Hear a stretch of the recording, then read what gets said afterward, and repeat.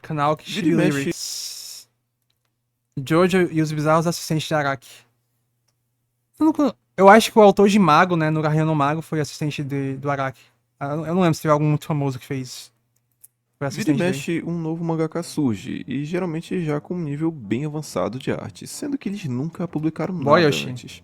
Mas como? Às vezes simplesmente já fizeram inúmeras tentativas até entrar numa revista, como a Shonen Jump, e acabaram adquirindo um nível técnico mais alto no processo. Ou simplesmente eles já trabalhavam no meio, porém não como mangakas, mas como assistentes. E sim, grande parte dos mangakas, principalmente de obras grandes, tem uma quantidade de assistentes que vai de um até o número que o autor da obra achar necessário. E nada melhor para aprendizado do que ver e participar de perto da criação de grandes obras. Afinal, ganhando experiência e costume no processo, ele entende o que é ser um mangaka de verdade, o que leva vários desses assistentes a publicarem suas próprias obras, alguns até dando continuidade às obras que É, eles hoje em mesmos dia eram tem esse mito, assistentes. né, que o Fujimoto é o grande deus do mangá, né? Porque todos os assistentes dele fizeram sucesso depois, né? O autor de Centuria, o Spy Family, o Jigo Kuraku, né?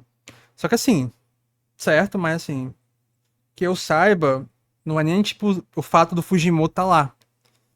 Pode ser isso também, mas o Fujimoto, ele tem um editor, que é aquele Lia alguma coisa, né? Lia alguma coisa, que ele é muito famoso por conseguir obras famosas, assim. É um cara que tem o toque de Midas, assim, da indústria. Então, eu acho que é mais ele do que o Fujimoto, né?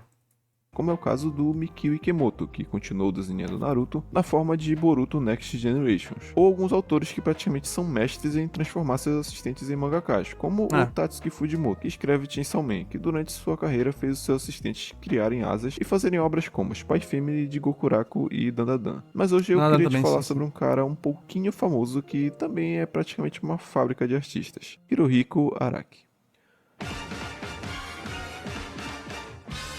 Depois de uma série de tentativas que quase Que frustraram sua vontade lindo. insaciável de se tornar um mangaka, e várias menções honrosas e algumas serializações curtas, um one shot aqui e ali, Araki teve o seu primeiro capítulo de Jojo publicado em 2 de dezembro de 1986, na Weekly Shonen Jump. Desde então, ele segue com seus mais de 30 anos de publicação quase ininterrupta, e ao longo de todos esses anos, o Araki obviamente não fez tudo sozinho. Existem exceções, É mas isso, quase pô. todo mangaka precisa de assistentes, seja para fazer todo o cenário de uma página para ele, ou simplesmente para pegar um cafezinho. E às vezes não é só um não. O Eiichiro Oda, por exemplo, tem no mínimo 3 assistentes com ele o tempo todo. Esse número geralmente na casa das 5 pessoas o ajudando, e quando o mangá tá em épocas atarefadas, pode subir para a quantidade que ele achar necessário. E com Araki não foi e não é diferente. O autor criou não só um, mas vários nomes que inclusive estão com obras Ah, mundialmente famosas hoje em dia. sério? Mas a história dos assistentes do Araki vem antes mesmo de Jojo, até porque, apesar de ser a sua obra principal, ela não foi a primeira a ser serializada.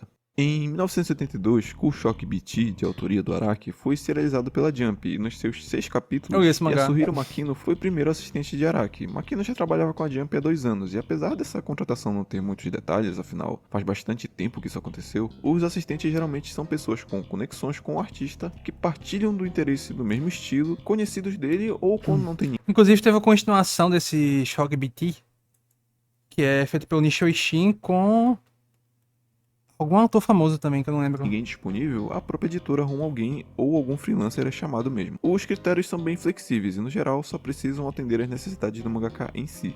Apesar de ser um dos primeiros assistentes formais do Araki, afinal existem nomes de assistentes que nem mesmo vêm ao público e ficam só nos rumores, depois que deixou de ser assistente, Makino não teve nenhuma obra grande de renome. Apesar de sua carreira ser muito longa, se estendendo até os dias de hoje, com pequenas serializações e principalmente vários trabalhos na indústria da arte, Makino é um ilustrador respeitado, porém sempre em trabalhos de menor destaque, que acabaram não trazendo tanta glória assim, estando ativo em suas redes até os dias de hoje no comando da Unilabo, o seu estúdio de arte. E o mesmo vale para o seu segundo assistente formal, que foi o Hirohisa Onikubo, que tem uma longa trajetória com a obra principal de Araki, sendo seu assistente-chefe durante toda a publicação da parte 2 e da parte 3, além de estar envolvido e creditado como desenhista em diversos projetos do Araki, Nossa, esse como mangá é The bizarro, Lives mano. of Eccentrics, que de fato em maior parte foi feito por ele. Fora seu trabalho como assistente, ele também tem os seus trabalhos pessoais, que em maioria são Doujinshis mais 18, então você provavelmente não vai escutar sobre eles por aí. Inclusive, esses trabalhos adultos são produzidos com outro assistente do Araki, que trabalhou por um tempo na produção da parte 2 e 3, que foi o Rekitaki. Esse que tinha muita vontade de trabalhar com Araki desde cedo, porém acabou não se dando muito bem, já que basicamente ele não dava conta das tarefas e era repreendido pelo Araki. Tomava uns esporros mesmo. Acabou que ele ficou menos de 2 anos antes de pedir para sair e trabalhar junto do Onikubo nessas obras safadinhas. Onikubo esse que depois que saiu do mangá foi trabalhar com a David Productions, auxiliando na adaptação de Jojo para os animes, nas adaptações da parte 3, 4 e 5, fazendo trabalhos como line art de cenários, as ilustrações dos iCats dos episódios, que é aquelas imagens de status dos stands da pausa do meio, e a animação-chave de algumas openings e ends. Com o tempo, ele puxou o Rick Taki para trabalhar na David Productions, só que, ironicamente, o Taki aqui fazia muito mais coisas do que quando ele era assistente. Desde imagens promocionais, artes gerais, trabalhava dentro dos episódios e também em openings e ends, assim como o Onikubo, até ele acabar ficando como o principal animador-chave dos OVAs do Rohan. Os caras eram e ainda são parceiros de trabalho até hoje, e conseguiram se firmar dentro da obra do Araki, porém de outras maneiras. Quem era mais ou menos parceiro desses dois, ou que pelo menos trabalhou Os Anjos da Guarda, deles, foi Araki, o Masato Naka. O Naka trabalhou também durante as partes 3 e 4, porém, diferente de Taki e Onikubo, Naka teve diversos trabalhos publicados, porém, claro, menos conhecidos aqui no ocidente. Uma história interessante do Naka é que em 2007 um dos seus amigos estava sofrendo com uma estenose pulmonar, uma doença que é interessante do Naka. Ah, nossa, teve um mangá do Aon Shirinkyo. É que em 2007 um dos seus amigos estava sofrendo Aquele com culto uma lá, né, estenose do pulmonar, Garçarin. uma doença que apesar de ter o pulmão no nome, é um problema no coração. Mesmo não sendo mais assistente do Araki, o Naka, ao pedir um autógrafo para o seu amigo que estava doente, foi prontamente atendido pelo autor, que ainda ficou impressionado porque ele pediu uma ilustração do Prosciutto, com Araki dizendo que era muito comum alguém pedir um vilão, ainda mais um que não era tão popular. Araki prontamente deu autógrafo, Como gerando assim, essa mano? ilustração que Prosciutto é muita popular. gente já viu, mas não sabe de onde veio. Naka publicou até 2012 e hoje em dia segue sem nenhum trabalho grandioso, mas deixou pra gente essa história muito bonita. E uma última menção honrosa aos assistentes menos conhecidos desse começo de carreira do Araki é o Koji Kitahara. O caso dele é peculiar porque o Kitahara era apaixonado por Jojo e conseguiu entrar como assistente lá pelo meio da parte 3, só que durante os 5 anos que o Kitahara auxiliou na obra, ele acabou passando a meio que desgostar de Jojo, depois que isso virou o seu trabalho. E Jojo acabou se tornando extremamente chato, e apesar de ter auxiliado na produção de até metade da parte 4, ele disse que passou vários anos sem saber como Kira foi derrotado, de tamanho desinteresse que o cara ficou pela série. Kitahara chegou a lançar um mangá em 87 que infelizmente é impossível de ser encontrado na internet, pelo menos nada aqui nos sites ocidentais. Mano. Detalhe que ele fala que constantemente fazia besteira e chegou até a derrubar suco de laranja e tinta nos rascunhos do mangá. O rascunho, no caso, é o mangá já pronto para ser levado para editora, para ser escaneado. Foda, e mano. chegou até a quebrar canecas Odiava o do mangá. Araki, mas o autor sempre perdoou ele. Para você ver como existem favoritos até entre os mangakais, e que aquela história de trabalhar com o que você gosta às vezes não é verdade pra todo mundo. Mas sem querer desmerecer, tinha alguém no meio da turma que carregava o time nas costas, o destaque, aquele que brilhava. Esse nome era Kei Sambi, mas é melhor falar sobre a obra, que é o que geralmente todo mundo conhece. Bokudakegai Naimachi, ou Erased aqui no ocidente, é a obra mais famosa de Sambi, e uma das mais famosas nos animes em geral também. E se você vê anime ou lê mangá, já deve com certeza ter ouvido falar de Erased, seja do seu incrível mangá ou da sua muito bem feita adaptação para anime, que inclusive introduziu várias pessoas para o nicho dos animes e mangás. E eu falo de Erased específico, já que sim, ele tem várias outras obras, inclusive ele vem publicando mangá desde a década de 90, começando com Black Road em 1997 e tá até os dias de hoje com Otogi no Hako no Reto, que segue em publicação na data desse vídeo. Sabe quando eu ainda era estudante do ensino médio, apesar de não ser fã da obra, viu uma chamada de vagas na Shonen Jump para ser assistente de Jojo, e acabou aplicando por achar interessante a variedade de cenários que a obra trazia. Afinal, Jojo se passa em vários países diferentes, sempre explorando locais novos e uma gama de cenários que fazem questão de manter os quadros do mangá sempre cheios e completos. Acabou que Sambi foi chamado mais ou menos ali pela metade da parte 3, e depois que o Araki notou o trabalho que ele fazia e a dedicação que ele tinha pelo desenho, não demorou para ele se tornar assistente-chefe do autor. O Sambi ficou 8 anos sendo assistente da obra, até que durante a publicação de Golden Wind, ele decidiu que era hora de seguir o estilo, carreira. eu não li muito desse autor, né, do Kei Sambi, mas ele parece que tinha um estilo meio... aquela coisa oitentista, noventista, né, de ação, armadura. A obra já tinha uma excelente qualidade, e até que demorou para que um de seus trabalhos se tornasse um sucesso mundial, chegando a disputar o mesmo prêmio que praticamente fez a carreira do Araki se iniciar, alcançando patamares quase tão elevados quanto a obra do seu mestre, e das suas inspirações, como Lupin the Third e Castle of Cagliostro. E há quem diga que tudo que envolve Araki e Jojo é tão bizarro quanto a sua obra, e aqui temos talvez um exemplo disso. Um dos assistentes do Araki, na época da publicação de Golden Wind, teve uma participação breve na obra, mas muito breve, especificamente um mês só. A função desse assistente era desenhar o padrão de bolinhas na roupa do Buki Arashi, e apesar de fazer outras coisas menores, o trabalho Buki, mais o quê, marcante mano? era esse. E esse cara não era ninguém menos que o autor de Ah, o autor Yowamushi de Pedal, Yowamushi Pedal. basicamente o mangá de ciclismo mais famoso do mundo. Apesar de estar em contato com o mundo da Shonen Jump desde os 15 anos, quando ganhou uma menção honrosa em 86, o Wataru Watanabe passou por uma longa pedalada, incluindo essa experiência valiosa com Araki. E depois de muitos one-shots publicados e algumas pequenas serializações, somente em 2008 sua obra mais famosa foi lançada, e inclusive até hoje ainda está sendo publicada. Uma história sobre o hobby que o autor mais gostava, o ciclismo, que já passou dos 800 capítulos e ainda tem um Foda. spin-off em publicação. Inclusive, o Watanabe foi nomeado como mestre da bicicleta de sexta geração pelo Grupo de Estudos para a Promoção do Uso da Bicicleta lá no Japão. Temos uma rápida menção a Tsuyoshi Cara, não Nakamura. existe assistente que desenha padrão de roupa, tá ligado? O Araki deu assim, não. Não, eu gostei, tá ligado? Vem aqui desenhar aqui, mas não tem espaço. Ah, desenhei, né? As bolinhas padrão de Passou zíper 4 anos auxiliando do- Araki entre Stone Ocean e Steel Ball Run. do- Anos do valiosos que Butcherati. contribuíram para que Nakamura se tornasse um assistente e ilustrador profissional. Afinal, ter em seu portfólio como patrão nada menos que um dos maiores nomes do mangá da atualidade, certamente tem um pouco de peso. Tsuyoshi hoje em dia faz outras artes, suas ilustrações chegam até em exibições de artes importantes lá no Japão, mas ele não foi muito pro lado do mangá e por isso provavelmente ninguém conhece ele por aqui. Satoshi Kurusu é um dos nomes que, apesar de ter oficialmente trabalhado com Araki, pouco se escuta sobre. Kurusu trabalhou na mesma época que o Tsuyoshi, entre a parte 6 e 7, e a história dele pode até ser motivadora para alguns, já que, segundo o Tsuyoshi, ele tinha um sonho muito grande de ser um artista de mangá, porém ele não tinha o talento, as ideias e nem o dinheiro para isso. Então o Tsuyoshi começou das bases, e já morando em Tóquio, o que era uma ajuda muito grande, afinal grande parte da dificuldade que o Araki tinha no início da sua carreira era ter que pegar 2 horas de trem para chegar até Tóquio e depois pegar mais 2 horas de trem para voltar para casa. Tudo para levar os seus manuscritos para Shonen Jump. Kurusu viu a oportunidade de trabalhar para seu ídolo quando viu na Shonen Jump uma chamada de assistentes para a parte 6 e de alguma forma conseguiu ser chamado e desenhou roupas, cenários e pegava as marmitas da galera e também comprava os suprimentos do estúdio, pincéis, lápis, papéis e todo o material de desenho. Kurusu em entrevista ainda fala que trabalhar com Araki não é divertido. O mangaka é rigoroso com sua arte, como já imaginamos, e que teve que redesenhar um fundo que tinha comidas nele por 3 dias seguidos, até a comida em questão estar de acordo com os gostos do autor. Mesmo assim, ele diz que foram anos valiosos e que tem muita admiração por Araki. De acordo com Araki desenhando fundo com comida, né? Araki desenhando criancinha, cachorro.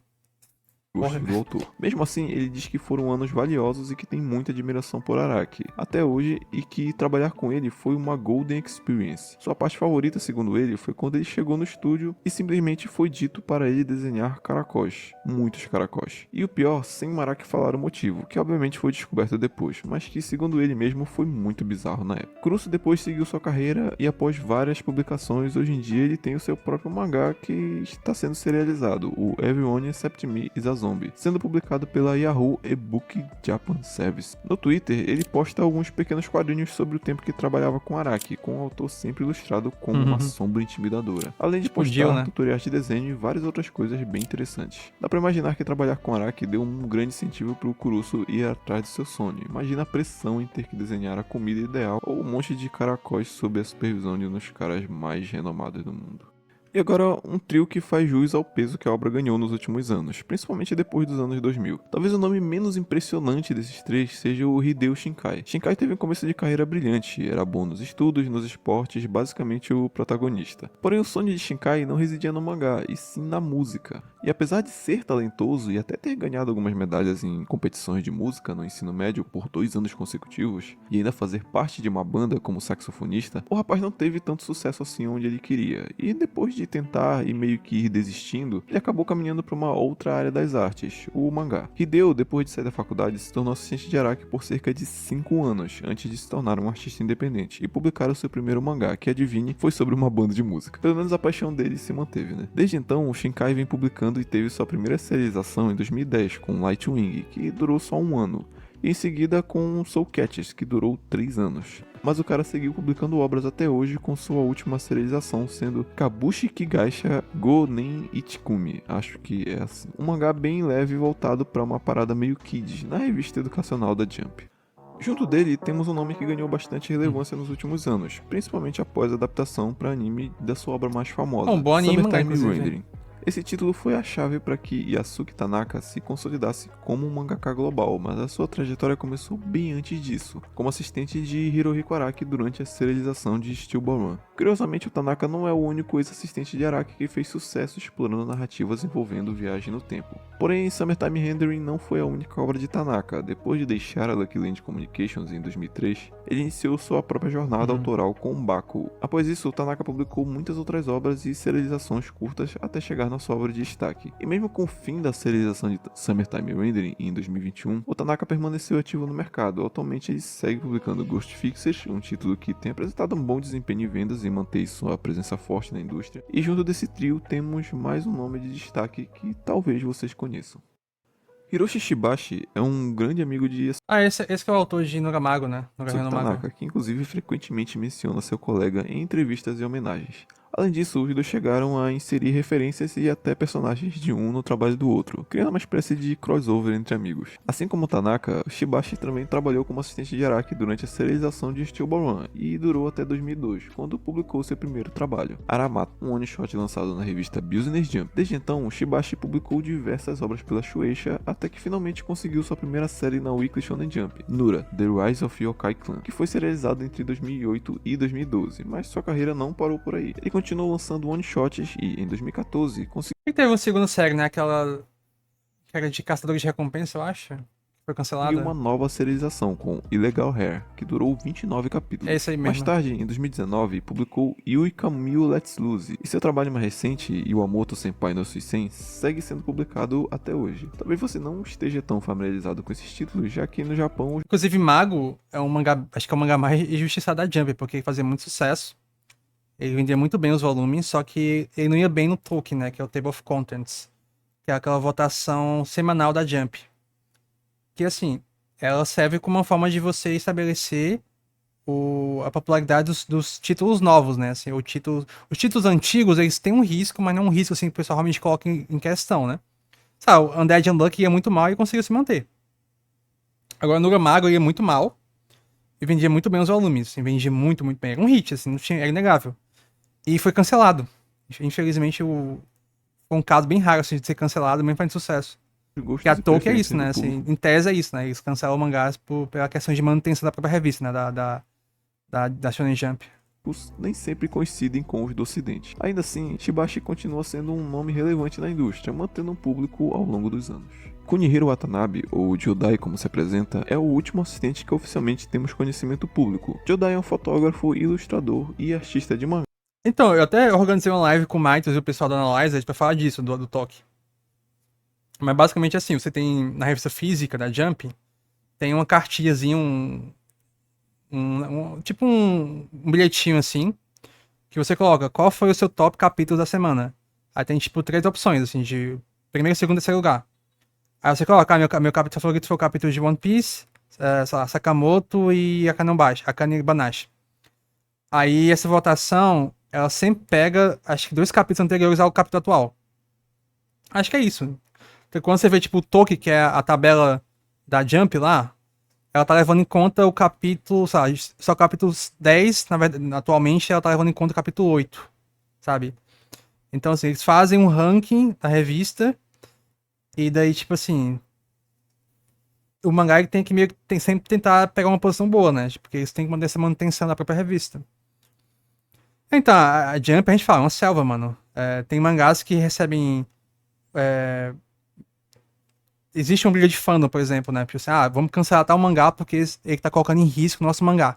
Sabe? Então... Ou, tipo assim, um mangá, ele é meio que mal visto, assim, pelo público. Ou por uma fandom específica, como foi o caso daquele Red Hood, que é o mangá do assistente do Horikoshi, do autor de Hiroaka. Pô, o pessoal tava em fórum odiando esse mangá e o mangá foi rapidamente cancelado. Então é um negócio brutal, assim. Que em 2010, no finalzinho de Steel Ball Run, começou a trabalhar com Araki e pegou toda a publicação de Jojo Leon. Durante os 8 anos que trabalhou com Araki, Jodai deixou seu nome por todo o mangá, com pequenas assinaturas quase imperceptíveis do seu nome artístico, um ato que meio que diferencia o artista dos outros assistentes que deixavam seu trabalho mesclado ali no meio do mangá. Não sabemos se ele tem algum tipo de permissão especial do Araki, já que é difícil achar que os outros assistentes não tivessem pensado nisso, já que assinar suas autorias é uma característica bem comum entre criadores de arte. Jodai, inclusive, falou que não gostou nem um pouco do trabalho como assistente, já que o cargo envolve desenhar, apagar, redesenhar, apagar, ajustar, apagar, até ficar no padrão do Araki, que, como vocês devem imaginar, deve ser ligeiramente alto. Jodai segue trabalhando fazendo ilustrações e posta em seu Instagram até os dias de hoje, provavelmente precisando consertar seus trabalhos bem menos do que quando trabalhava em Jojo Leon. Obviamente existiram e existem outros assistentes, nomes que provavelmente não vêm a público por diversos motivos. Porém, infelizmente, não dá para considerar esses nomes, mas com certeza Araki teve muitas pessoas o ajudando. O que mostra que não importa a experiência ou capacidade do autor, às vezes é só difícil fazer tudo sozinho. Por esses motivos, talvez o autor consiga passar tantos anos publicando sem ficar doente por causa do trabalho, como acontece com grandes nomes da indústria do mangá. Um bom sinal que poderia influenciar positivamente algum dos colegas de trabalho por aí. E esse foi o primeiro vídeo aqui do canal. Se você gostou do conteúdo, considere deixar um like, se puder, se inscreva. Dá uma passada nas nossas outras redes pra ver o nosso Um vídeo conteúdo muito lá, bom, tem mano. muita coisa de Jojo. E muito obrigado. O único caso que eu conheci era o do Shibashi, que é o autor de Nuramago, assim. E ele pegou realmente informações, assim, que eu acho que nem tão acessíveis, sabe? Tipo, assistente que desistiu ou sumiu, assim, na indústria. Pô, muito bem feito, mano. Parabéns. Você é o primeiro canal de Jojo BR que eu sinto que realmente fez um bom trabalho de pesquisa. Porra. Alguém falou mais cedo que que Shibeliu, que isso é uma página de Facebook, ou Instagram, não sei, de Twitter. Mas tá muito bem feito, mano. Parabéns. Uma puta pesquisa. Um excelente vídeo.